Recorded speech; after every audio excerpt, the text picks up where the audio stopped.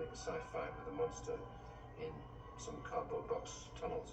Been an all-male story, and that they kind of arbitrarily just said, well, let's take the lead, make her a woman, because no one will expect that to happen.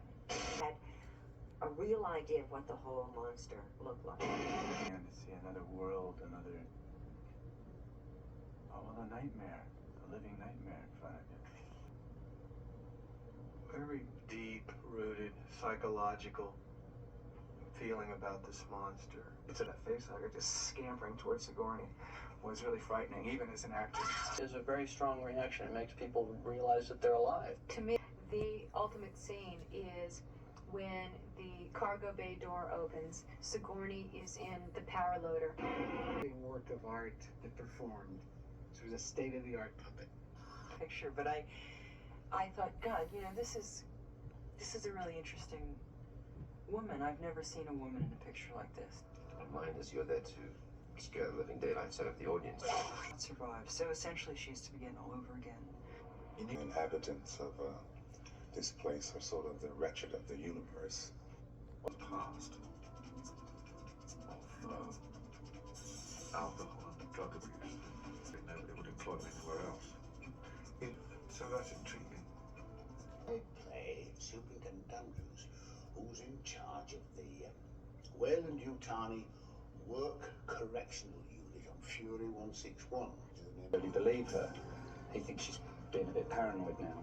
Maybe she's some sort of, Why we crashed. And I'm tortured by the idea, maybe paranoia or not, I don't know, that we might have brought an alien with us. The story. It was her. The first one was kind of her debut, but the second one, a lot of people don't remember. Here's Ripley again fighting the alien. But I think Jesus, he's got a lot of talent, but the tech was clearly defined as being someone with a slight,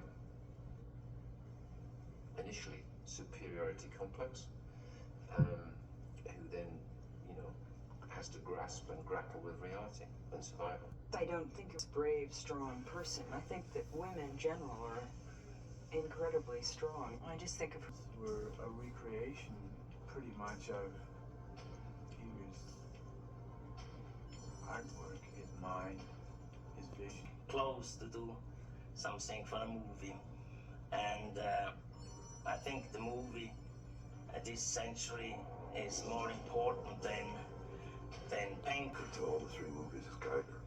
I honestly believe. Each film of the Alien series has not been what people think the future is going to be. I mean, after 2001, everyone thought everything was going to be like that, and Ridley. For me, all the difficulty has been, just part of this challenge, is to make the thing look. It's kind of consistent with the other two in that it's, uncomfortable and dark and claustrophobic, and there's kind of the same kind of motifs like liquid and acid and hostile. This is the most gothic place I've ever been. I've never seen. Here is the ventilation shafts and Thing to do with that particular scene. The whole idea was that the thing had such a short life, and it would get darker. The skin would start to get darker as That it could be analogous to a termite or a bee colony or hive.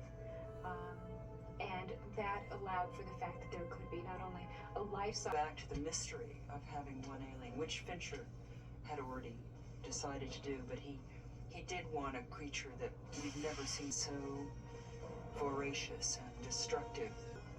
It underwent a little bit of a transformation in camera. It underwent yet another little transformation. Referring to it as a freight train crossed with a Jaguar. It's just something that was just fast and killing, and it would always get its prey, and they play To create a technology to handle Fincher's demands. You can't another scene. We have a head that we call our attack head, which is a polyester resin tongue out of the head is in our artificial heads to actually do it. It can be up and down and explain the process. You'll feel. How do you feel about her being bald? The planet that we're inhabiting is infested with lice. So people have to have their hair cut. extremely sort of not shaved. Well, anyways, I probably just fitted into what I wanted. You're gonna do so. I tell you. I looked at one of the studio heads and he said, well, of course, if I'm bald, I have to get more money. For whom I would jump off London Bridge. I trust him implicitly. I mean, I work a young guy with such a... I was really surprised. Comes from music videos, right? I mean, he did Madonna and other hot acts, as well as some Things get and how overworked we are, etc., and how difficult things get. You can always crack jokes with David. It's a tough.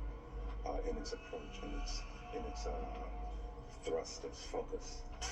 Putting up enough tension so that, as I say, when we hit them, they're going to be frightened. This creature and what he wreaks in the theater makes it great as an experience for us. The lights go down. You go, okay, take me away. Take me on a roller coaster right to hell. It's not reality, it's a nightmare. Just really staring into the eyes of life and death. It's going to be shocking because it is different. Fast and furious and rather dangerous. I just know that it's going to be absolutely terrifying, and probably people are going to miss a lot of it because they will be doing this. The end.